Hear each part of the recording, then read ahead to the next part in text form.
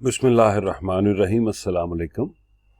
हम corporate governance models discuss कर रहे हैं और इस लेक्चर में हम जापानीज सोशल कंट्रोल और इंडियन मॉडल को डिस्कस करेंगे। ये प्रेजेंटेशन लेआउट है। सबसे पहले हम देखते हैं कि जापानीज मॉडल क्या है।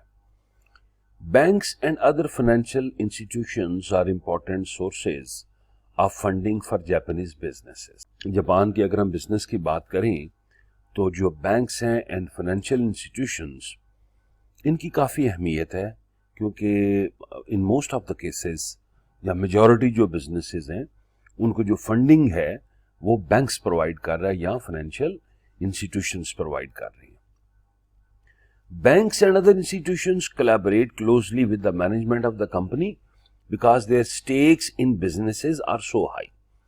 अब यहां ये क्वेश्चन पैदा होता है कि जब बैंक अपनी इन्वेस्टमेंट करेगा या फाइनेंशियल इंस्टीट्यूशन किसी भी ऑर्गेनाइजेशन में इन्वेस्टमेंट करेगा तो वो मेक श्योर करेगा कि उसकी इन्वेस्टमेंट प्रोटेक्टेड है। उसके लिए वो जो ऑर्गेनाइजेशन है उसकी मैनेजमेंट के साथ क्लोज लाइजेंस डेवलप करेगा, फ्यूचर के ऑब्जेक्टिव्स, गोल्स कैसे अचीव करने हैं, इस सारे प्रोसेस का वो पार्ट बनेगा, बिकॉज कि उसकी फंडिंग है, उसकी इन्वेस्टमेंट है और उसने उसको सिक्योर रखना है। The board of directors and president are chosen by the share holders and the major banks jointly.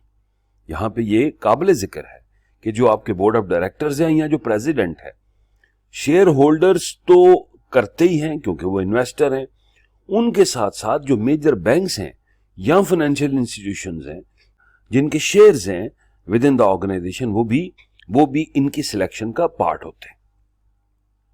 Along with the shareholders, the interest of lenders is taken into consideration in this model.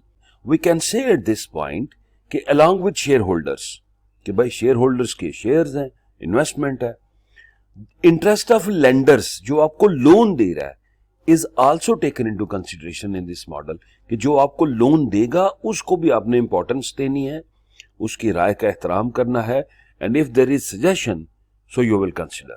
तो ये था Japanese model. Number 2, social control model. Stakeholder representation. अब stakeholders last lecture में मैं बता चुका हूं, आपके इंटरनल स्टेक होल्डर्स, आपके एक्सटर्नल स्टेक होल्डर्स हैं। एक्सटर्नल में आपका customer, supplier, government, any other agent आ जाएगा, और आपका जो इंटरनल है उसमें एम्प्लॉई है, मैनेजमेंट एंड डायरेक्टर्स आपके इंटरनल स्टेक होल्डर्स होते हैं। तो ये मॉडल कहता है कि stakeholder representation at the fullest level on the board is supported by the social control model of corporate governance, कि जो आपका बोर्ड बनेगा उसमें फुलेस्ट लेवल, फुल अथॉरिटी मिलेगी किसको? स्टेक होल्डर्स को, जिनको मैंने डिफाइन किया।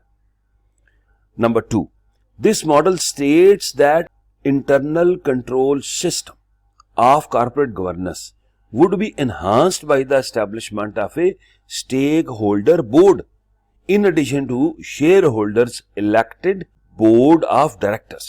Stakeholder का बोर्ड भी आप डिफाइन करें कि इंटरनल कंट्रोल सिस्टम जो है इसको एक्यूरेट रखने के लिए ये मॉडल सजेस्ट करता है कि आप स्टेक होल्डर बोर्ड जो है उसको भी इस्टेब्लिश करें along with shareholders elected board of directors.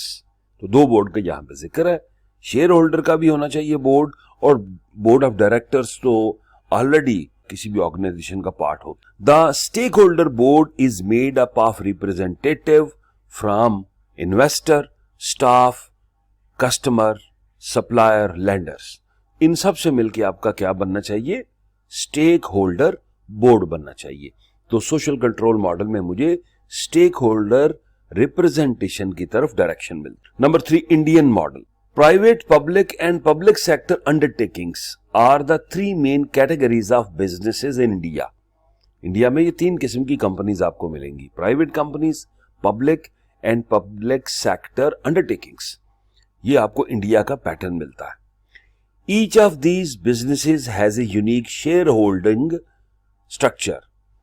तो इन तीनों का शेयर होल्डिंग स्ट्रक्चर है which is very much unique. लेकिन इंडिया में एक हाइब्रिड मॉडल यूज हो रहा है, और हाइब्रिड मॉडल में जर्मन और एंग्लो अमेरिकन मॉडल का मिक्स है जो इंडिया में यूज हो रहा है। Today we have completed corporate governance models. आप मेरे तो और लेक्चर भी देख सकते हैं और जिसमें 2 डिफरेंट मॉडल्स मैंने एक्सप्लेन किए हैं। If there is any question, feel free to contact me. Best of luck.